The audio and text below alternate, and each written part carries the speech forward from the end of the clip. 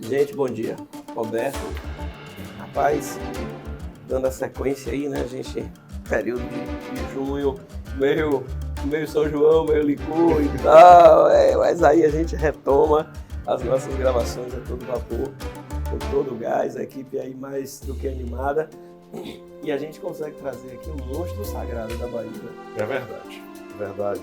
Empresário, é um líder empresarial, diversas instituições já tiveram a oportunidade de ser comandado, presidido por esse grande baiano. Respeitado no mundo, não é só no Brasil não, ele é respeitado no mundo. Ele tem, as inserções dele são inserções assim, de comando que tem receptividade no setor dele mundial. O setor da indústria de fibras naturais deve muito a esse homem. E a Bahia como um todo, né? Porque o trabalho dele se reflete em várias melhorias ao longo dos anos. Algumas coisas aí que as pessoas sabem que existem, mas muitas delas não sabem que foi da cabeça dele que saiu. É verdade. Né? E que assim... Hoje a gente vai ouvir várias histórias dessas, né? Até o ferryboat dose dupla foi ele que criou. Exatamente. Né? O hora marcada, né? O baiano hoje chega lá e compra hora marcada, como você faz num aeroporto, né? Isso. É por conta da cabeça de nosso querido amigo Wilson Andrade, Seja que nos dá a honra de estar aqui conosco no Muito Mundial. bom dia, amigos. Muito bom dia, obrigado pelo convite. Estamos aí para bater esse papo, para conversar e trocar ideias sobre a Bahia, o que a gente pode fazer, o que ela para ela melhorar. A gente vai começar ouvindo um pouco da sua história. Você nasceu aonde, Wilson? Eu nasci numa cidade muito importante, chamada Milagres, tá certo? Ali na BR-116, entre Jiquié e Feira de Santana. Meu pai tinha uma pensão que chamava Pouso das Andorinhas, a 10 quilômetros acima de Milagres, onde sobe aquela rampa, aquela ladeira e tal. E eu nasci na cidade, mas de Milagres, mas perto onde meu pai trabalhava e minha mãe também. É uma história interessante porque era o único ponto de parada para você comer e ter um banheiro e ter uma atenção e um atendimento melhor. Era o marco da região ali, o que chamava Pouso das Andorinhas. Pouso das Que Andorinhas. beleza. E quantos irmãos? Seu pai, sua mãe, você e quantos? 8 irmãos. Eu tivemos mais 2, minha mãe teve mais 2, mas perdeu um por doença, o outro por acidente. Mas nós somos hoje ainda 8, um irmão e 6 irmãs. Estamos vivos, estamos trabalhando, alguns já descansando, mas felizes na vida e com netos e bisnetos crescendo. E você não para, né? Não, de Você jeito não nenhum. para. Eu estava aqui vendo a cadernetinha ali, anotando. Ele faz isso. Né? Tudo super organizado. É minha agenda eletrônica. E eu faço backup. Sabe como é que faz backup? Tira xerox. Muito bom, muito bom. E tudo organizadozinho por Tudo cor, funciona, tudo maravilhoso. Tudo funciona. E você chega em Salvador como? Vem para Salvador? Você estudou lá em Milagres ou você já vem para cá? Eu estudei em Milagres, depois fui morar em Itabuna. Passei 8 anos em Itabuna e eu tinha uma visão de crescer. Eu tinha uma visão e gostava de economia. Me interessava muito desde pequeno. Quando me perguntavam o que eu queria ser economista, que era uma matéria nova que estava começando a crescer no Brasil.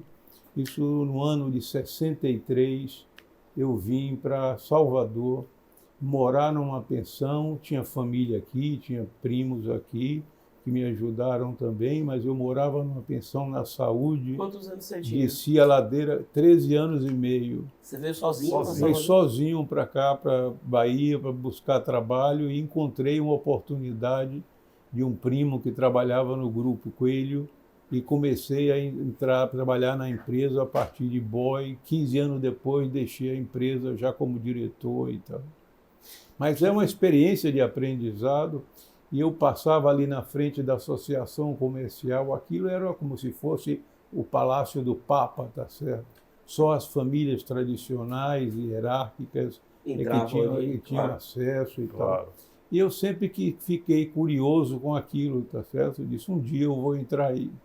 Rapaz, que loucura. E aí, com esses 13 anos, você chega aqui com 13 anos e meio. Você vai trabalhar, mas você pensa em estudar também? Como é que você... Estudar à noite e trabalhar de dia. Na verdade, a família não tinha tanto recurso. Desde o primário eu fiz em escola pública. O primário, o ginásio também. Que escola? Qual foi a escola que você... A escola Lá em Milagre. Chapeuzinho Vermelho era uma escola, tá certo? Milagre. Não em Também Milagre, Itabuna. em Itabuna, Itabuna. já a parte de Itabuna. Mas a vida é essa, a gente vai experimentando, mas eu tive Aí uma você chegou vida aqui. muito pesada, na verdade, quando cheguei a Salvador. Isso. Tinha que descer a ladeira da Saúde de manhã, a ladeira do Tabuão, ia para o comércio trabalhar, voltava meio-dia para almoçar, que ninguém almoçava na rua naquele tempo. Andando isso? Descia novamente a ladeira, tá certo? De 6 horas da tarde acabava o trabalho, subia a ladeira de novo, descia para tomar um ônibus na Baixa do Sapateiro para ir para os 2 Leões terminar o curso que chamava de equivalente Clássico. ao científico, tá certo? Acho que nessa época era o clássico. Mas eu fiz depois contabilidade. Ah, você fez contabilidade. Já na visão de trabalhar. É isso que o brasileiro tem que fazer curso técnico e depois fazer o curso que lhe interessa, porque já fica quem precisa, já fica com a função, já fica com a profissão e com a oportunidade de trabalho. Você chegou a trabalhar com contabilidade? Chegou a exercer a contabilidade? Consegui. Eu trabalhava como contador, como auxiliar do contador do Grupo Coelho também. Você de office boy. Mas a área que eu sempre vi para crescer, como eu cresci de Milagres para Itabuna, para Salvador, é a área internacional. Essa é minha praia, essa é meu desejo, essa é minha vontade. E eu acho que a gente, na verdade, precisa disso para crescer. O Brasil tem 20 e poucos anos que não cresce. A média de crescimento entre PIB crescendo e PIB descendo dá praticamente zero, Roberto. Marcelo. E é isso a gente precisa acabar, é preciso que a gente tenha a oportunidade de crescer para melhorar de vida. Nós temos um estado de extrema pobreza e não é um governo ou dois que vai resolver isso. A situação realmente é muito difícil. Em termos de renda per capita, ou seja, muita população, pouca renda, nós somos o 25º na fila no Brasil, ou seja, tem aí talvez 2 estados pequenos, incluindo o Amapá e outros, que eram territórios que ficam à frente da gente, mas atrás da gente. Então é preciso ter essa visão que eu gostei e sempre tive, e meu sonho, na verdade, era ser ministro da Fazenda. Poxa. Meu líder na vida é Delfim Neto, tá certo? É com ele que eu estudei, e depois com o ministro João Paulo do Reis Veloso na área de planejamento. Ele foi ministro de planejamento do Brasil há muito tempo. Então essa é uma visão de querer contribuir, de querer participar. É interessante com a visão de futuro, né? Quer dizer, ser jovem já se via ocupando esse espaço, esses cargos. O sonho. Agora, Isso. Tem uma coisa importante nesse procedimento. Eu tenho um lema que diz, embaixo da ponte, acima do mundo, eu traço todas, tá certo? Ou seja, eu não vou ficar angustiado porque não cheguei a ministro, mas dei a minha contribuição dentro das possibilidades que tinha e gostaria de continuar, e quero continuar ajudando tanto quanto possível, através sempre das nossas entidades empresariais. Eu aprendi mais nas entidades empresariais do que na escola. Embora tenha feito o curso de economia, alguns cursos de pós-graduação, mas acho que é interessante essa... Faça essa cronologiazinha pra gente, porque aí você entra no Grupo Coelho, você foi office boy, aí você já falou que fez a contabilidade, estudou de noite, chegou à parte de contabilidade, e aí eu sei que cheguei a dentro parte, do Grupo mudei Coelho, para a área de comércio, você chega até a mudei para a área de diretoria. exportação. Com que idade, mais ou menos, isso? E como é que você vai para a economia? Ainda no Grupo Coelho que vocês formam em economia? Escola de Economia eu formei em 77, muito tempo depois de trabalhar. Eu já estava no Grupo Coelho trabalhando com exportação e me alinhei com isso, tive isso como objetivo. E daí, logicamente, tem que aprender inglês. Eu tinha um recurso para aprender inglês fácil. Nós não tínhamos a Netflix, nem a Prime hoje, que você troca de línguas e tal. Hoje você tem uma facilidade enorme de treinar assistindo o filme na língua que lhe interessa. Na verdade, o que eu fiz, eu entrava no cinema depois da aula, no edifício Braulio Xavier, que funcionava aqui, ali na Rua Chile, Sim. e eu descia para o cinema ali, Excelsior, Bahia, vários filmes, cinema da região, Guarani, e daí Tamoio. pegava um óculos com palito de picolé amarrado para não ver a legenda. Rapaz, Isso é um esforço para tentar aprender mais rápido e melhor. Então, geralmente eu ia para o cinema com um óculos com palito de picolé amarrado aqui, que me proibia, me impedia de ver a legenda, tá certo? para treinar e ouvir. Para treinar e ver e tal. Foi o contato que você teve para aprender, foi dessa forma, foi, Wilson? Foi assim, e já recebendo, foi um pouco, eu não tenho, na verdade, acanhamento de falar, pode sair uma frase errada, uma frase não totalmente na língua arrumada, mas eu sempre tive a ousadia e a vontade de falar. E isso resolvia, me facilitava o contato. Depois começamos a receber os clientes do exterior e ir no exterior visitar os clientes. Naquele tempo, sem GPS, sem o Waze da vida, a gente descobria os endereços, era uma dificuldade tremenda. Catálogos escritos e informações e perguntando. Pois é. Mas isso é a maneira de você fazer e tal, de você. Então Mas você vendia o quê? É aí que você Qual tem era... contato com a fibra? Isso aí. Qual foi o primeiro produto que você começou a transacionar internacionalmente? Sisal, a Sisal? fibra de sisal. O Grupo Coelho exportava 30 produtos diferentes. Naquele tempo se exportava pele de jiboia, teiu, se exportava mamona, óleo de mamona, se exportava produtos como pele de cabra, pele de carneiro, pele de boi, couro de boi. A transformação aqui no Brasil praticamente não existia nessa época dos anos 60. Já nos anos 70 começou a melhorar esse processo de verticalização das cadeias produtivas que a gente ainda tem que fazer hoje. Isso. Ainda tem que continuar fazendo. Impressionante. Bom, Hoje a gente vê alguns países da África buscando isso, né? Pois é. É industrializar. O que você, agregar da sua valor no experiência, sobre verticalização? Né? Porque até hoje esse tema é muito atual. Né? O mundo todo agora está reindustrializando. Né?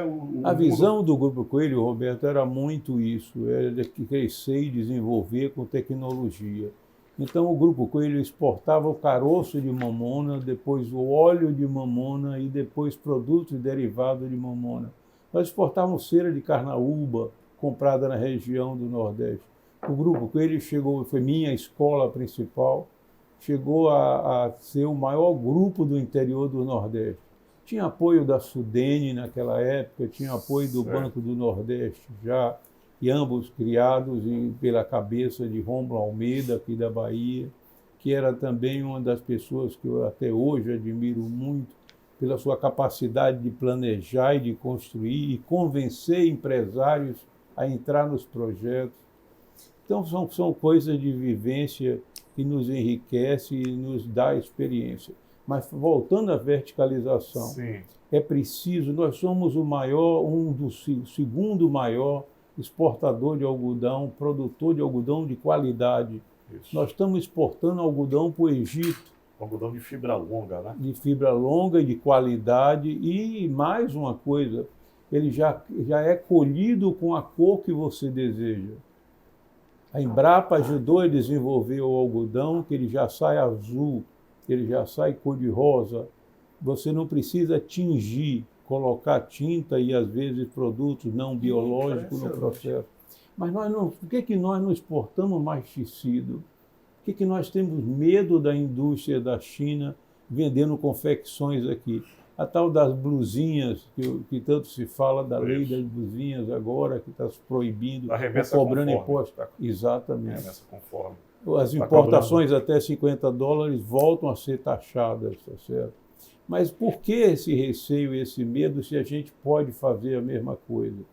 Então, essa experiência de 40 anos atrás, eu vejo ainda a necessidade de continuar. Não é só algodão.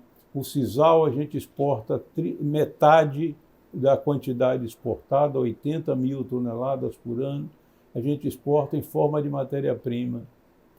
Metade já é manufaturado, já são produtos, fio, tapete, corda, sacaria. É outro valor agregado, né?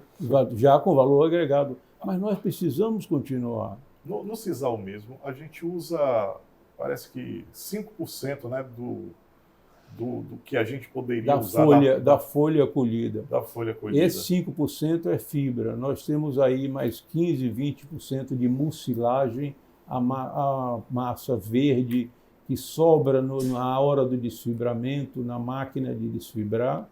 E nós temos 80% de líquido. Tudo isso é jogado fora. São 2 bilhões e 600 milhões de litros de suco de sisal jogado no campo hoje. E ele é ácido, prejudica o campo. Daí o que nasceu agora, com todo esforço, liderado pela Shell, nasce o projeto chamado Brave, com a participação do nosso Cimatec, o nosso Cimatec com a Universidade de Campinas, e o professor Gonçalo, que é um líder nessa área de etanol, que desenvolveu o etanol de segunda geração com o grupo Gradin, de Vitor Gradin, que foi ao Odebrecht. Que é uma rota tecnológica que a gente... Pois é, então, hoje já se começa a desenvolver no interior da Bahia, na região do Sisal, uma linha de produção de etanol que pode ser uma revolução. Segundo o professor Gonçalo, da Unicamp, líder intelectual desse processo, nós teremos aí a produtividade de etanol maior do que a da cana, e com as condições do semiárido. Pois é. Que chove menos e os solos não são tão favoráveis. Tá certo? Mas é preciso entrar nessa linha de verticalização. Eu vi agora o lançamento do Plano Safra em Brasília. São quase 700 bilhões para financiamento entre o agro pesado e o agro de agricultura familiar, que, na verdade, para mim, devem trabalhar juntos e só somar interesses e não divergir. Da mesma forma, eu vejo que é preciso recurso e dinheiro. Nós estamos financiando 700 bilhões, a safra vale 4, 5 vezes mais do que isso. O mundo todo tem tanto financiamento abundante, com juros zero até, como tem na Europa e perto dos Estados Unidos. Então, por que não buscar esses recursos lá fora? Que isso é que é a nossa internacionalização, é isso que a gente defende e é nisso que a gente hoje trabalha dentro das nossas entidades, seja a Federação das Indústrias, seja a Associação Comercial, onde nós continuamos presentes.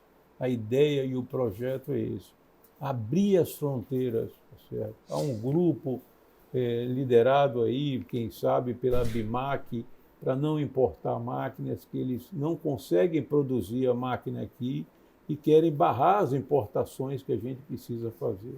Como eu vou verticalizar sem tecnologia, sem máquina? Não posso. Então, essa é uma vivência, essa é um procedimento que a gente tem experiência do passado, lógico, e a gente tem vontade de realizar mais e fazer mais esse processo.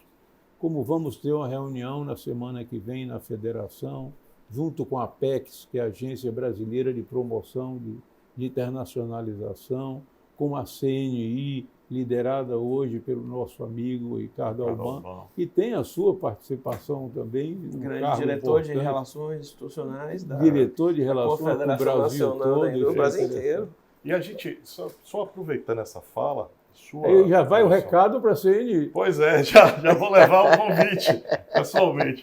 Mas é importante que a gente coloque, né, no tempo que nós estamos vivendo agora, essa questão da verticalização. Eu acho que a reforma tributária pode nos ajudar. Sem dúvida. Enormemente, porque todas as vezes que a gente agrega valor no produto, a gente tira valor da empresa. Porque a quantidade de impostos, o risco que ela passa a correr, na verticalização hoje é maior. Talvez esse seja um dos problemas que a gente não avançou muito, porque todas as vezes que você saía da fibra, certo, para a confecção, todas essas etapas você gerava um crédito de imposto que você não deferia. Você não tinha como usar esse crédito. Não, o imposto de um ventilador custa 70%, de um carro custa quase 80%. E as pessoas não veem não sabem. Não sabem. Eu acho que as reformas que estão planejadas, e o Brasil tem os caminhos, o Congresso tem os caminhos, você foi senador, Roberto, Marcelo deputado, é preciso trabalhar no outro sentido para resolver de fato os problemas, tirar a pobreza do Brasil, que machuca, que prejudica, que desorienta as pessoas, daí vai voto de cabresto, daí lá vão os problemas todos que a gente conhece bem. É preciso, na verdade, que se mude esse pensamento. As reformas já estão encaminhadas, a reforma administrativa, que vai reduzir o tamanho do governo e trazer eficiência para o seu processo. A reforma tributária que finalmente foi aprovada e agora está se votando o detalhamento desse comportamento e tal, com a grande força do deputado Lira, que está brigando por isso. Ele tomou a si o comando, de fato, que tem da Câmara dos Deputados e está levando sucesso para essa matéria. Mas é preciso a reforma política. Nós precisamos do parlamentarismo no Brasil. Tá certo? Esse é um processo moderno de comando que o mundo tem, os países desenvolvidos têm, e nós não temos. Então é preciso tirar o peso que o empresariado carrega de impostos. E por quê? Porque a máquina do governo é grande. Da mesma forma que nós temos o juro elevado. Por que juro elevado? Se eu tenho no mundo juro 1%, 2%, 3% ao ano, por que eu tenho uma Selic de 12%, alguma coisa parecida, 11,85%, parecida com isso? Porque o governo toma o dinheiro no mercado. Com o déficit que ele tem, ele paga hoje do seu orçamento alguma coisa como 30% de juro, em vez de servir a população, em vez de prestar serviço melhor, em vez de trazer infraestrutura que o Brasil precisa para desenvolver, nós estamos pagando juro por culpa de um governo maior do que o tamanho que o Brasil precisa. Sem exagero, mas nós precisamos racionalizar essas coisas e transformar tudo aquilo que precisamos para viver melhor, para deixar de ser essa renda tão pequena.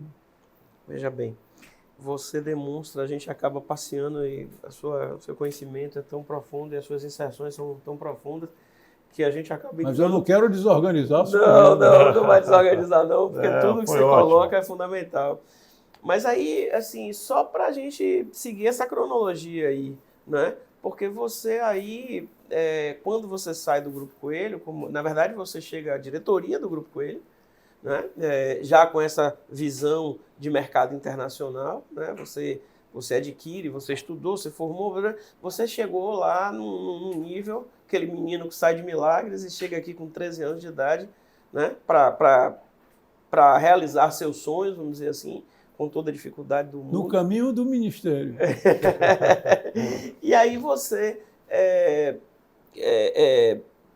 já tinha a capacidade de se desligar de um grupo que lhe deu régua e compasso para já adquirir um grupo. Conte um pouquinho para a gente isso, porque aí você adquire um grupo, aí você já está bem inserido nesse contexto das fibras. Na época, Marcelo, uma das empresas de fibras teve problemas financeiros e ela foi adquirida pela Cresal, que era um intermediário, Cid Passos, grande líder, de uma capacidade enorme de investir, de crescer.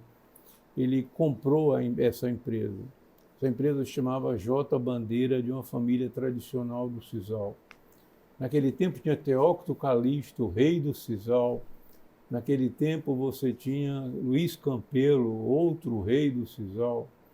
E isso tudo, o Cid comprou essa empresa e precisava de alguém para trabalhar e liderar o processo e me convidou para participar exatamente nessa área de planejamento e desenvolvimento e recuperação de empresa. Então, nós vamos fazer o processo de recuperação da J Bandeira, eu já disse o nome, e isso aconteceu com sucesso. Daí, então, vem aí a vontade, o interesse e o esforço nosso da verticalização de novo. E daí construímos juntos a Cisalana. Sim. A Cisalana, que já produzia o fio e a corda de sisal. Já é uma etapa a mais da verticalização. Então, toda uma área onde a gente trabalha... Mas você criou a Cisalana? Eu ajudei a criar. Sim. O líder era Cid Passos, Ricardo Brandão Eisen, que vocês todos conheceram também. Mas eu ajudei e participei principalmente na área do planejamento do grupo e da empresa. Depois vieram outras empresas que foram adquiridas. A primeira processadora de óleo de carro se jogava fora, começou a ser processado e o óleo vira novo outra vez. E até se pode vender como óleo lubrificante para carros novos. Há várias atividades interessantes. E aí você começa a liderar o setor de fibras? Trabalho nisso. Dentro do Sisal, nós tínhamos uma Câmara de Comércio de Sisal que organizava o setor. Nós começamos a participar da administração dessa Câmara. Adalberto Coelho foi o primeiro presidente. Sim. E daí, então, depois eu o substituí, já transformando a Câmara num sindicato, o Sindicato das Indústrias de Fibra Naturais da Bahia, incorporando a fibra de coco e a fibra de piaçava, que a Bahia tem também e precisa cuidar mais de todas elas. Mas o Sisal, daí nós desenvolvemos o sindicato, que até hoje eu presido, faz parte do sistema da Federação das Indústrias, e a gente continua buscando mais tecnologia, mais possibilidade de crescimento nessa área. E muito já foi feito, mas é preciso fazer muito mais. Então você chega na presidência da primeira entidade, que você se torna presidente desse sindicato, com que idade? 75 e tal, eu acho que já estava formado, já era economista de verdade. Eu acho que 75, Roberto. 1975. Já 63 que eu comecei. E aí sua liderança na Bahia, ela começa a se consolidar, porque você vira muito cedo, você foi o mais jovem presidente da Associação Comercial da Bahia. Ao mesmo tempo que estava trabalhando com o Sisal e com o Grupo Coelho em outros projetos de atividade, eu aprendi a fazer a parte de recuperação de empresa, que se chama sofisticadamente de Merger and Acquisition, e isso me deu também uma visão muito ampla do desenvolvimento dos negócios. Daí eu entrei como sócio da associação comercial, meu sonho antigo... Quando passava lá na porta, subia aquelas escadas maravilhosas. Pois acredite que depois de 5 anos participando como membro, eu já estava na diretoria e logo depois, em 1981, os grandes líderes da Associação Comercial do passado, João Sá, Rubens Araújo. Foi presidente da Alceu Simões Pedreira, tá certo? Todos esses líderes, eu trabalhei com eles, conviviam com eles. Então, minhas amigas, meus amigos, minhas amizades estão dentro do setor empresarial, dentro das entidades. Amizade com Alban, amizade com os presidentes antigos, com Mascarenhas, que foi um líder nesse processo. Eu acho que isso tudo dá um aprendizado grande e a gente não para de vontade de realizar e de crescer. Depois E aí você chega à presidência da Associação Comercial? Eu chego à presidência em 81, fiquei por 2 mandatos, 81 até 83, 85, e inovamos também. Lembra que eu chamava que as famílias hierárquicas estavam lá e tal?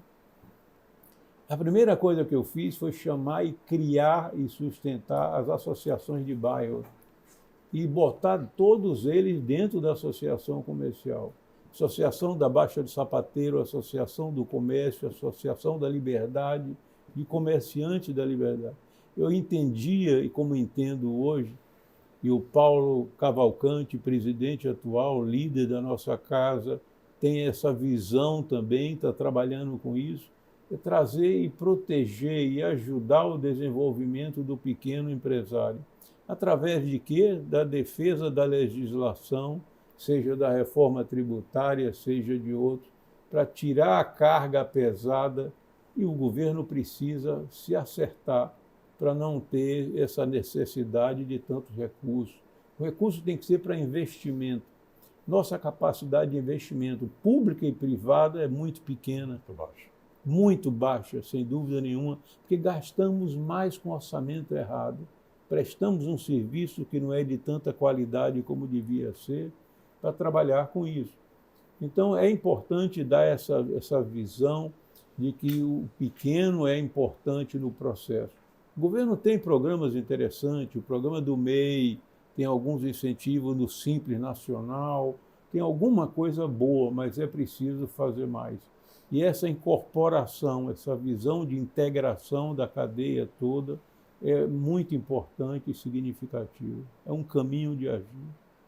Me lembro que nessa época, em 85, eu conheci a Alcib, a Associação dos Lojistas da Cidade Baixa, né, que envolvia a Baixa do Sapateiro. Já existia a Associação do Comércio e tal. Já, sim, mas ela... Mas não tinha a participação, por exemplo, de Baixa do Sapateiro no Clube Lojista, não tinha. Primeiro nasceu a associação, depois essa associação, como tinha mais lojista do que empresário de outras atividades, eles foram para o CDL, que é o Clube Diretor de Lojistas. Lembro do nosso saudoso Cidreira, pai do nosso Marquinhos Cidreira. Pois é. Não, tinha um time bom, você tinha Israel Portnoy, das lojas IP, você tinha lideranças muito interessantes, que eles faziam parte do CDL e também da nossa associação comercial. E na associação a gente agiu dessa forma, abrindo, fazendo o posicionamento da Bahia a nível nacional. Eu cheguei a ser vice-presidente da Confederação Brasileira das Associações Comerciais, com Rui Barreto, um nome conhecido daquela época, com uma liderança empresarial também. Ô Wilson, só aproveitando a sua passagem na Associação Comercial, nós vimos fenecer, né, acabar diversas marcas baianas que você passava pelos letreiros na Avenida 7, na Contorno, né? Então, a gente tinha marcas, né, baianas inúmeras, né? Com muita força, com muita força. O que aconteceu que a gente, de repente, perdemos essa, podemos dizer, essa liderança na constituição de marcas que eram marcas estaduais e que depois eram regionais e cresciam. Né? Nós tivemos Corrêa Ribeiro, Magalhães, o Grupo Magalhães, Paz Mendonça, IP, o grupo Insinuante, Insinuante, nós tínhamos grandes grupos, mas isso, Romelsa, Roberto, isso não tira de jeito nenhum a capacidade de crescer do Estado. Na minha visão, uma empresa que tem CNPJ aqui, que paga imposto aqui, que gera emprego aqui, que obedece às leis locais e nacionais, essa empresa é baiana. Essa é a minha visão. Então, eu tive uma conversa muito interessante com líderes empresariais da Bahia sobre isso. Acabou Corrêa Ribeiro, acabou Magalhães, acabou Wildberg, grupos tradicionais. Na verdade, é preciso ir e saber para onde que o dinheiro está indo. Então, você tem empresários hoje, você entrava num avião de São Paulo para cá e saía falando com todo mundo que conhecia quase todos. Hoje é diferente. Então, você tem segmentos que estão rendendo dinheiro, distribuição de petróleo, de combustível, por exemplo, a área de petróleo, os prestadores de serviço, a Petrobras, são empresas que estão ganhando dinheiro, que têm poder de fogo, tanto quanto os grupos antigos tinham. Então, a Bahia precisa, na verdade, desse desenvolvimento, venha de onde vier, abrir as fronteiras de fato, porque a gente precisa investir. E por que essas marcas saem? Por causa da renda que é baixa, que é pequena. Então, você tem menos gente com poder de compra, o poder de compra menor para todos. E pode ter um grupo destacando aqui ou ali, uma elite, como a gente gostava de chamar no passado, mas, na verdade, é preciso você ter renda geral. Você tem que ter o supermercado vive de vender a todos. As lojas também tinham, logicamente, lojas mais selecionadas, como a Sloper, várias lojas. Mesbla. Ali, minha mãe me levava para caminhar ali na Avenida 7, Lobras, Sloper, Mesbla. Aí bonito, não era difícil encontrar a mulher de roxo passando. Mas, enfim, não me assusta que a gente não tenha os grandes grupos. Me preocupa é o volume do PIB da Bahia. Se você tiver um PIB maior, você vai ter uma renda per capita maior, que é isso que está segurando o nosso Estado. Então, o governo estadual não tem condições de assumir, por exemplo, uma reforma grande, necessária na área da educação. É muita dificuldade, é muito para investir, e o orçamento, como disse antes, é pouco, porque está pagando juro, que está pagando, seja quem for, o Estado ou a União e tal. Então, não é culpa do governo, esse ou aquele, o não desenvolvimento que a gente precisa. É um sistema que deve virar planejamento e política de governo, efetivamente, não de governador, não de períodos, para poder fazer que a Bahia saia desse posicionamento de quase última no Brasil, quase último estado no Brasil, em renda per capita. Isso é preciso mudar, e só vai mudar com investimento, trazendo uma BYD da vida, trazendo uma Ford. Todo mundo está reclamando da Ford, mas poucos sabem que a Ford está na Bahia exportando serviço, exportando inteligência. Eles estão dentro do Cimatec com quase 1.500 engenheiros contratados, produzindo tecnologia para veículos e vendendo para as fábricas do mundo todo, principalmente da própria Ford. Então, a gente precisa ter uma visão diferente. Olha, isso que eu vou aproveitar nesse gancho que o Roberto colocou aí e a gente tentar até ir um pouco mais a fundo. Porque, veja bem, eu consigo enxergar, lógico que nós estamos muito longe do ideal, e eu não sei bem qual é esse caminho, mas, por exemplo, eu consigo enxergar um investimento muito grande, mas muito grande, do governo do estado da Bahia em escolas. E são escolas, assim... E tempo integral. Extraordinárias. São escolas que eu não sei qual é o delay que isso vai começar a dar esse resultado, mas é um investimento para quem já viu, quem conhece, e quem não conhece eu acho que deve procurar ver e conhecer. São escolas extraordinárias. Talvez a gente não fique devendo a ninguém no Brasil, a nenhum estado no Brasil que está se investindo em educação na Bahia. E acho que esse programa é um programa que já começou tem algum tempo, porque tem muitas dessas escolas prontas, escolas com piscinas olímpicas, escolas com estrutura, teatros, anfiteatros, e certamente... Laboratórios, e certamente uma estrutura de ensino, e é na Bahia inteira. Nos lugares mais distantes você encontra essa estrutura. Na área de saúde, tem os postos de saúde, tem as UPAs da vida. Mas a pergunta é a seguinte, Wilson. Mas quando a gente compara a Bahia sempre foi líder no Nordeste. Né? Então, quando a gente compara... E aí hoje, nos últimos anos, vamos falar assim, a gente tem um expressivo volume de lideranças baianas comandando o país. Comandando o país nos mais variados setores. Na agricultura, na indústria, no Congresso, na Câmara, no Senado, nas lideranças. A gente tem um volume imenso. E aí a gente se pergunta, e muita gente fala, e eu queria ouvir de você isso, e certamente o nosso telespectador vai querer ouvir, porque a gente ouve também falar, Ceará está na frente, os investimentos que estão acontecendo no Ceará, Pernambuco está crescendo, até os pequenos, Paraíba, Alagoas, né, vem para a disputa. Eles estão acordando ou a gente está dormindo mais? Eu usei até essa metáfora aí, mas Fala um pouco para a gente sobre isso, Primeiro, nessa Marcelo, linha do que Roberto colocou. Primeiro, Marcelo, nós temos que comparar a Bahia com o Brasil. Nós temos que comparar com quem está na frente. Nós temos que comparar com São Paulo, com Paraná, Santa Catarina, que estão desenvolvendo, que estão crescendo com tecnologia, com modernidade e com possibilidade de crescer mais ainda por causa disso. Nós não precisamos estar comparando com o Nordeste. É pouco, vamos pensar grande, pensar maior. Vamos comparar com o Brasil. E ousar chegar lá perto disso. Na verdade, nós estamos aí mais atrasados pelo problema estrutural que nós temos. Nós temos uma população enorme e uma renda pequena. Nós temos o interior que dá trabalho, porque é muita área para você investir em estradas, essa infraestrutura. E a gente tem agora a oportunidade. O projeto da FIOL merece mais atenção de todos.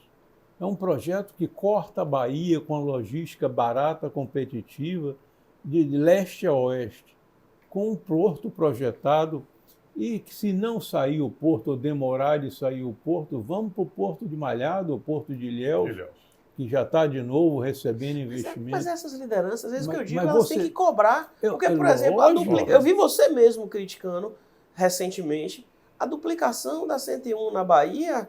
A Bahia foi pulada. Ela existe para o sul, ela existe até Natal. Você vai a Sergipe. Até o extremo do Rio Grande do Sul, fronteira com o Uruguai, até o litoral norte não, o estado do Rio Grande do Norte, até Feira de Santana, até a fronteira da Bahia, pularam a Bahia, certo? Não está correto isso. A Centro-Atlântica, uma ferrovia que corta a Bahia de norte a sul, ligando lá o estado de Pernambuco, Sergipe, até Minas Gerais no sul, também está abandonada. A empresa destruiu a concessionária, destruiu em 30 anos a nossa rede ferroviária, está zerada, destruída, e não vai pagar por isso. Isso é preciso ter uma ação, seja da justiça, seja de governo, seja da iniciativa privada, todos devem trabalhar nesse sentido, e a gente tem gente trabalhando, nossas entidades estão trabalhando nisso. A nossa Federação das Indústrias, a nossa Associação Comercial, com lideranças outras da área política, como Eduardo Salles, por exemplo, deputado, e seu grupo, nós estamos trabalhando nisso. Mas é preciso fazer mais esforço para gerar solução efetiva para isso. Mas aí, pegando esse gancho, Wilson, quando você tem empresários locais fortes, empresas fortes, a voz do empresariado ele é ouvido de uma forma pelo governo. Quando a gente tem empresas que as decisões não estão no Estado, as decisões elas são tomadas em outros centros urbanos ou fora do próprio país, né? Exemplo, quando a Ford disse, olha, vou desmobilizar, ela não tinha nenhuma afeição, não tinha nenhuma responsabilidade social com o que estava acontecendo aqui. Então, eu entendo o que você está colocando e vejo, né, que a gente tem realmente questões estruturais muito grandes, mas a gente precisa tornar o ambiente empresarial, de investimento, de empreendedorismo. A gente conversou isso muito aqui com o nosso Paulo, o presidente da Associação Comercial, desse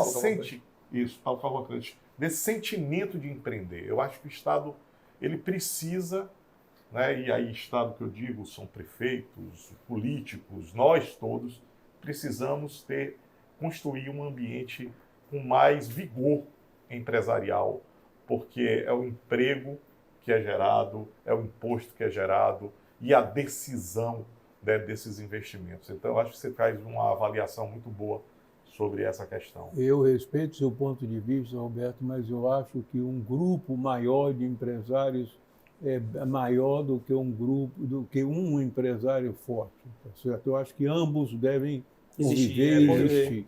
Esse é o caminho. Mas, na verdade, não me assusta que seja chinês, que seja francês, que seja americano. Importante O que importa é que obedeça às leis do país e ofereça o que a gente precisa. Emprego, preparação de pessoal, formação de pessoal e tal. Nós vemos aí, por exemplo, um setor e buscar aqueles setores que geram mais resultado e que respondem mais rápido com menos investimento de governo. Então, por exemplo, o setor florestal, do qual eu faço parte, o setor de florestas plantadas que gera madeira para mineração, gera madeira para construção civil, gera madeira para papel e celulose, e gera para energia de biomassa, que é um futuro, é uma energia competitiva.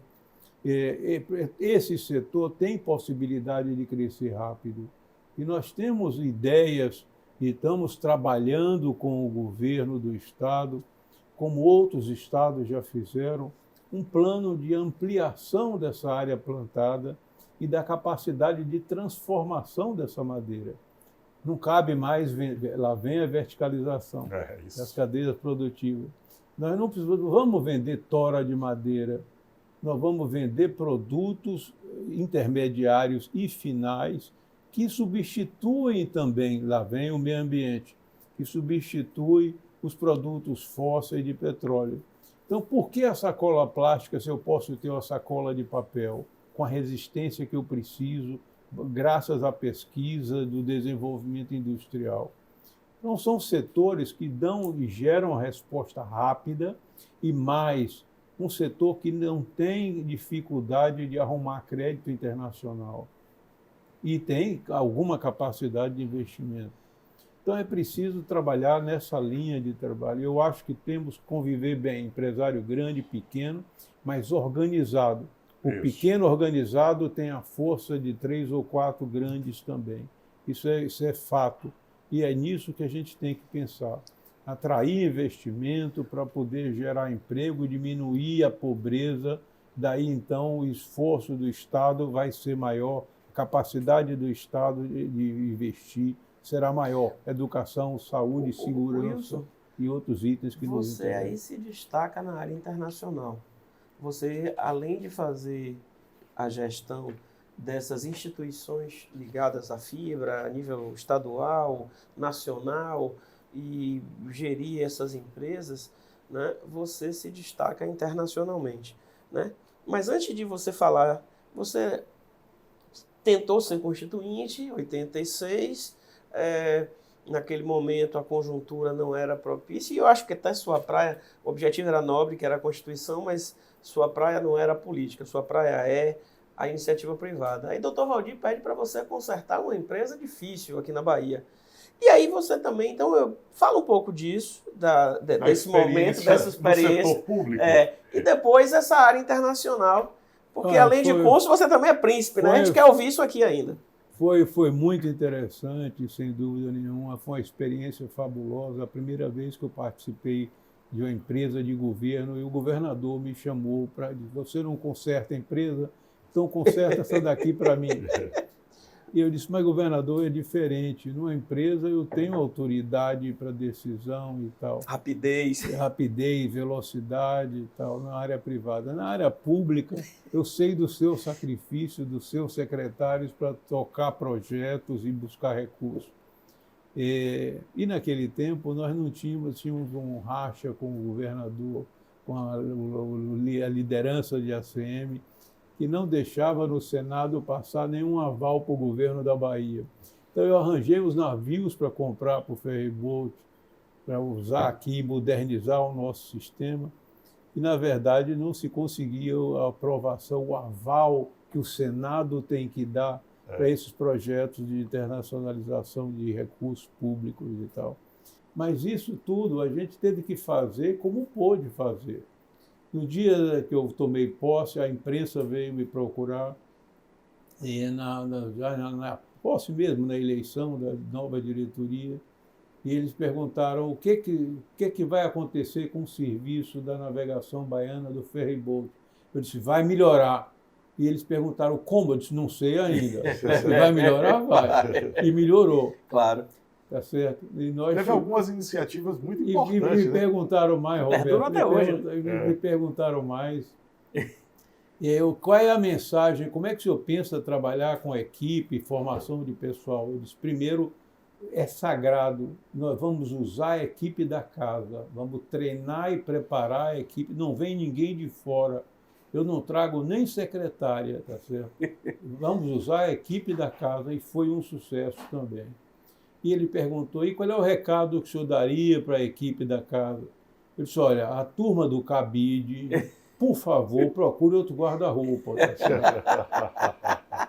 Já deixou, já deu seu cartão de visita. Cartão de visita. Você não imagina a dificuldade para você, que era o processo burocrático de governo, para fazer o cartão de visita do novo presidente. Nossa Senhora, é um processo de licitação, concorrência e tal, que a gente não está acostumado com a iniciativa privada. Mas essa é uma experiência fabulosa, nós tivemos... Aí eu adotei como modelo a Varig. Quando a aviação, quando a Varig começou a dar preferência para idoso, eu criei isso no ferryboat da Bahia, na navegação baiana. Quando o governo começou a fazer hora marcada... Hora marcada, né? Hora marcada tem no ônibus, hora marcada tem na Varig, tinha na Varig, tem nas companhias aéreas. Por que não fazer as pessoas terem mais conforto e tal? Não, isso foi uma revolução à época, né? Foi uma revolução, Robert. Porque as pessoas chegavam lá, passavam horas e horas, ainda passam, né? Você sabe onde eu consegui computador? Computador eram 2 cobras naquela época, do tamanho de uma geladeira, tá certo? Uma geladeira grande, cada um deles. E eu botei um no shopping center e botei um na navegação baiana, e a gente começou a vender esse bilhete de hora marcada também no shopping. E depois o terceiro shopping. E dizem que foi daí que nasceu o Central de Atendimento ao Cidadão, o SAC. Foi daí. Se pode comprar bilhete, por que não pode tirar a identidade? Maravilha. E o SAC dizem que nasceu daí. Não tenho certeza disso e tal. Mas nós fizemos outra coisa também. Não tínhamos dinheiro para comprar um navio, ou aval para comprar um navio. Vamos inventar, tá certo? E um dia, numa sexta-feira, o povo buzinando na fila, atrás do ferry, eu fui para a oficina para ver se liberavam o ferry. E conversei com a equipe de mecânico que estava no porão trabalhando, na casa de máquina. E disse, não sei mais o que eu faço e tal, mas se vocês terminarem isso aí, meia hora tem jantar de lagosta dentro da feira de Água de Menino. Vamos tomar uma cerveja, vamos acabar, vamos liberar esse ferry. E um mecânico virou, e eu comentando que não sabia mais o que fazer e tal. O mecânico disse, doutor, por que o senhor não bota o carro em cima do outro? Aí eu disse, mas rapaz, eu venho um carro procurar conversa e entendimento com você, e você me diz um desaforo desse. Não, doutor, é uma ideia certa. O senhor tem um espaço grande para carregar caminhão carregado e ônibus. Divide esse espaço em 2, tá certo? E você põe mais carro, porque você não usa o espaço todo que tem dos ferros, fica um bocado de espaço sobrando. Quer dizer, ele deu a ideia genial, tem uma placa com o nome dele nos ferros e tal. Que maravilha. E nós, de imediato, eu liguei para construtor dos navios no Brasil e disse, eu quero colocar uma espécie de um deck aqui para botar carro em cima. Ele disse, primeiro, o senhor não é do ramo, né? Isso não é, eu quero botar um mezanino. Ele disse, não, isso é um car deck. Mezanino é coisa de italiano. Mezanino é coisa de loja. Mas nasceu e funcionou e ajudou muito. E foi batizado, como foi o batismo? O ferry se chamava Dose Dupla, porque tinha um garçom chamado Simonal na Bahia, que servia todos os eventos das entidades empresariais, até casamento e tal. E Simonal me servia sempre um uísque Dose Dupla. Dose Dupla. E ele deu a ideia, foi ele que deu a ideia para colocar Aí ele falou para você, foi Wilson? Falou, ele tomou a iniciativa, falou comigo, essas coisas a gente conversa com as pessoas. O que é importante é a escuta, ouvir, saber ouvir. Não, todas as ideias, nós pegamos um trabalho interessante da navegação baiana, a equipe de liderança, eu disse, olha, quem quiser trabalhar de verdade, fica, quem não quiser, por favor, peça para sair e tal, porque nós vamos trabalhar. Até 5 horas, quando a gente trabalha com recuperação de empresa, é assim, Marcelo. Até às 5 da tarde, a gente cuida do dia a dia, de alavancar a empresa para revitalizá-la. Mas de 5 da tarde às 9 da noite, a gente vai planejar ousadamente o futuro. E o primeiro trabalho que eu fiz na navegação baiana foi levantar as ideias do passado. E já existia a ideia da hora marcada. A iniciativa foi nossa, mas fomos buscar registros disso. Já existia, não existia o dose dupla, mas existia já a hora marcada. E outra foi inverter a fila. Em vez da fila andar para a calçada, a fila andava protegida no espaço do terminal ali das docas, ao lado depois da feira de São Joaquim, que tirava da rua as filas de carro e tal. Mas o importante era terminar a fila. E as famílias todas começaram a ir para a ilha, saía para jantar, jantava em casa e comprava o ticket para 9h30 da noite. Mas não tinha espera, não tinha demora. Então, a campanha que eu encontrei quando cheguei na navegação baiana, publicitária da companhia, era: não use meu ferry, não passe seu fim de semana na fila, vá por terra. Meu Deus. A empresa dizendo uma coisa, eu tenho os folhetos guardados até hoje. E com 60 dias nós implantamos o problema, acabou a fila do ferry, compre a hora marcada.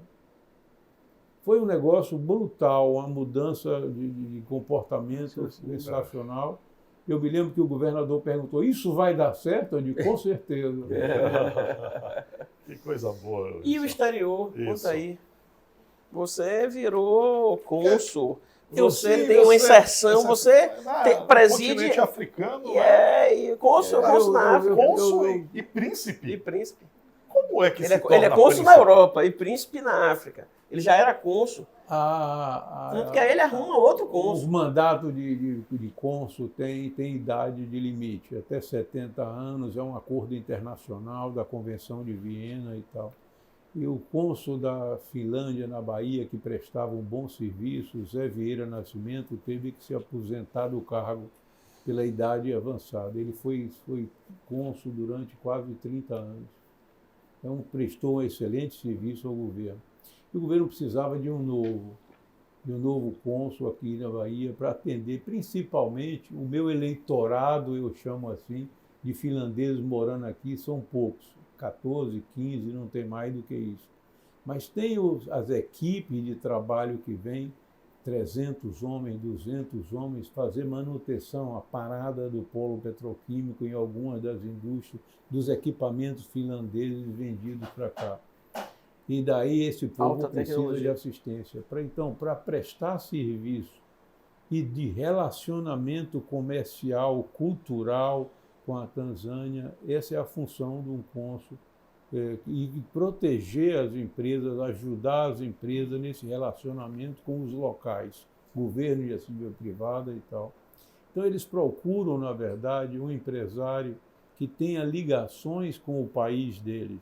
E eu vendia sisal há 20 anos para 2 empresas finlandesas e estava no rol de estatística, eu exportava, na verdade. E daí em diante, eles foram sondar e me convidaram para participar. Depois passa o nome para a Receita Federal, eles dão uma vasculhadazinha na sua vida e tal. Se for aprovado, e fui aprovado, isso aconteceu e eu fui indicado em 2008. Então vai fazer aí 14 anos, alguma coisa assim, de mandato como cônsul. E agora eu tenho que deixar, e sou cônsul emérito da China, da Finlândia. Ou seja, eu sou cônsul emérito para o resto da vida com o título que eles me deram, e estamos substituindo o consulado por outra pessoa. Essa é a vivência do consulado. É uma experiência fenomenal. E, logicamente, que a gente, com vontade de ajudar e crescer, eu passei a ser vice-decano do Corpo Consular, coordenação dos 34 consulados que nós temos na Bahia. E eu sempre disse, Marcelo, e você é parceiro nisso, cônsul também, que você é do Benin, de que o consulado é uma janela para a embaixada e a embaixada é um portão para o país. Então, nós precisamos usar mais essa estrutura dos 34 consulados existentes para fazer esse relacionamento em todos os níveis, cultural, empresarial, do financiamento, tecnologias, etc. O Benin é uma história diferente. Não sei com o seu tempo aí como é que está, mas eu vou contar. Não, mas essa é importante porque tem a ver também com o nosso cônsul do Benin. Então é uma história que essa marca a minha vida. O presidente do Benin, uma pessoa muito preparada. Geralmente a gente vê um politiqueiro, um cara de grupo dominando o país. O Benin nisso tem muita sorte. Nós tínhamos um presidente que tinha doutorado em economia na Sorbonne. Ele veio aqui na Bahia procurar Lula, que estava colocando filiais e agências da Embrapa na África. Ele veio procurar Lula e pediu 3 coisas. Eu quero um parceiro para explorar o petróleo, eu quero um parceiro para explorar dendê e um parceiro para explorar castanha de caju. O Benin está na mesma faixa de latitude, exato, latitude, altitude nossa. Daí o que acontece? Eles produzem o dendê, eles produzem, é como se você estivesse no interior da Bahia, em várias regiões. E o presidente acabou de mandar enviá-lo para o governo Wagner aqui. Nós tivemos uma reunião na Federação das Indústrias e ele declarou, o presidente da federação atendendo o pedido do Lula, atendeu o presidente do Benin. E eu tinha uma fábrica de castanha de caju no Rio Grande do Norte, nesse processo de recuperação de empresa. Resultado, nós fomos, o produto principal do PIB do Benin era castanha de caju, 68, 80 mil toneladas por ano. Mas eles vendiam a castanha crua por $1 o quilo. E mandava para a China para processar, e para a Índia para processar e vender por 20, 30 dólares o quilo, porque ela estava descascada, torrada. E nós viabilizamos a primeira indústria no Benin para isso. Ensinamos onde comprar o equipamento, mostramos como consultoria, prestando um serviço oficial. Na época era o presidente Boni aí. E passei 3, 4 anos nesse trabalho e fiz mais do que isso. Em vez de só ensinar o caminho das pedras para viabilizar a fábrica, nós fizemos um convênio com a Embrapa que passou para eles de graça a tecnologia do cajueiro anão. Cajueiro mais baixo, fácil de colher, com a produtividade 3 vezes maior. E daí fiz um outro convênio interessante. Eles tinham a crença, que vem dos tempos de escravismo e tal, de que você não pode tomar leite e chupar manga. Isso dá um problema. Que era também aqui, e eles, né? não comiam, eles não utilizavam nem para refeição, nem para vitamina, nem para ver doce, a maçã do caju, que está cheia de proteínas, cheia de vitaminas, que pode ser usada. Então eu levei para lá os mestres do programa da CNI, que você está conhecendo agora, que está lá dentro, de alimentação, chama-se Prato Brasil. Eles aproveitam casca da banana, fazem ideias diferentes de alimentação para a escola e para o trabalhador, para a empresa. E daí nós levamos esse programa também para o Benin. E uma vez visitando já o sucesso funcionando, o ministro da Agricultura que estava comigo, do Benin, disse, vamos aqui aproveitar o horário, que ainda dá tempo, e vamos visitar o rei do Benin. Eu não sabia lá que tinha rei do Benin, nem coisa nenhuma, mas eu estava lá para trabalhar e queria voltar para casa. Ele disse, não, nós vamos ver o rei do Benin. E contou a história que nós estávamos fazendo ali, já com sucesso. E o rei cochichou com alguém lá, com 2 ou 3, fez uma reunião privada e disse, você vai receber uma homenagem agora. Imagina, chegam 2 caras enormes, tá certo? Me levam para uma sala e diz, tira a roupa. Eu disse, não, não tiro não. Não, mas o senhor tem que vestir essa bata aqui, essa roupa, essa vestimenta de príncipe, tá certo? Aí eu disse, bota por cima, tá certo? E lá vou eu com calor danado, com 2 roupas, tá certo? E aí ele foi coroado, foi entronizado, sei lá como se diz, como o príncipe do Benin, que eu tenho... Da casa de Savalu. Da Casa Real de Savalu, Savalu, que é uma dinastia do passado, quando o Benin controlava... O Benin pequenininho hoje controlava 1/3 da África. O reino de Daomé. O cônsul aí sabe de tudo. Sabe a história. Mas aí tem uma outra parte, né? Porque aí ele está coroado, ele vira príncipe, e aí o presidente da República diz para ele assim, o presidente Boni diz para ele assim, agora você vai ser o embaixador, em bom francês, você vai ser o cônsul do Benin na Bahia. Aí ele disse, mas eu já sou cônsul da Finlândia, presidente, eu não... Então o senhor vai ter a responsabilidade como príncipe de indicar um cônsul. Daí o cônsul. Então eu estou na mesa do príncipe e do cônsul do Benin. Isso aí. O cônsul da Finlândia, olha a diferença. O cônsul da Finlândia. Em termos de desenvolvimento, em termos de cultura, em termos de... Mas é isso. Foi o que eu disse antes. Por cima embaixo da ponte, por cima do mundo, eu traço todo, tá certo? Bom, para a gente finalizar, a gente tem aqui só aquele bate-bola, onde a gente faz algumas perguntas para você responder com uma palavra, 2 palavras. Né? A gente é bonzinho. Então, assim, você é um homem realizado? Sim. O maior político baiano que você conheceu e conhece? Que conheci, Antônio Carlos Magalhães. Ele era brigão, ele pressionava os inimigos, para os amigos muito, para coisa e tal, mas era um homem realmente que acreditava nas pessoas que mereciam respeito.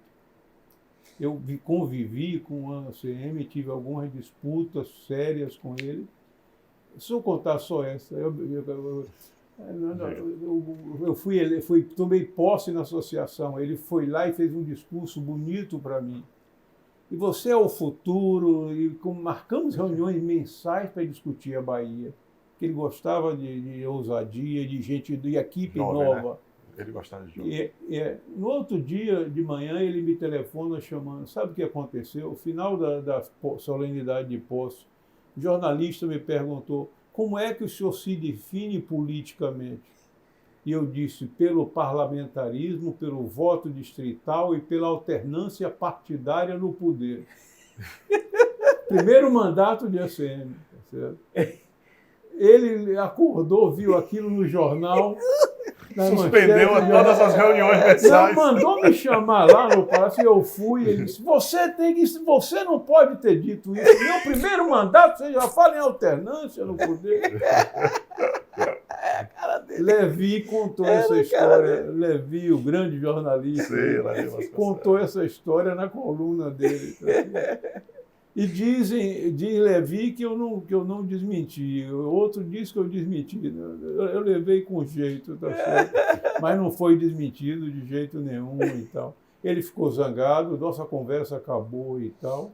Mas 4 meses depois voltamos a cooperar e ele me deu um título de comendador pelo estado da Bahia, tá certo? Ele dava respeito a quem merecia respeito. Eu acho isso.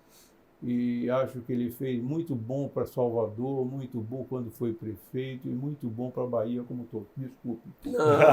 Uma superação, Wilson. Uma superação. Superação de dificuldade, de limitação de recursos para poder aprender mais, para estudar nos colégios melhores, que lamentavelmente nosso ensino público. Mas essa superação de dificuldades da família como um todo. Um medo. Você tem algum medo? Não tenho não, Roberto. Eu tenho medo de que as coisas... Eu acredito que as coisas acontecem quando você trabalha para ela e me preparo para quando não acontecem bem. Um desafio. Fazer a Bahia maior. Ajudar a fazer a Bahia maior. Algum arrependimento? Muitos.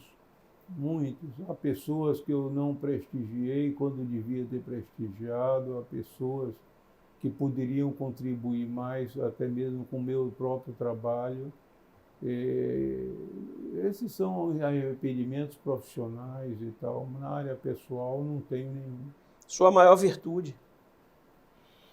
Marcelo, eu sou franco. Eu trabalho com essa linha de clareza e não tenho medo de discórdia, tá certo?